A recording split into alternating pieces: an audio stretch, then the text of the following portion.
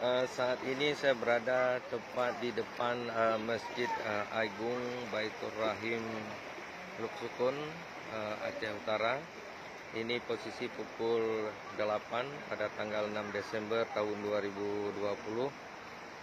Luar biasa, pada tahun ini banjir terparah, di mana air sudah masuk ke lantai Masjid Agung Luksukun. Subhanallah, kita berharap kepada Allah SWT semoga air ini segera mereda dan kondisi semakin stabil. Ini di kondisi PLN Luksukun juga ada satu terjebak banjir dan kemacetan luar biasa baik dari arah timur maupun arah barat yang sampai tadi malam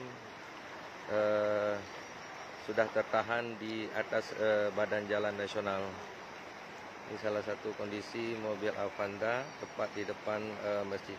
Dan posisi saat ini berada, kondisi air sangat deras yang melintas dari seberang jalan menuju ke arah masjid.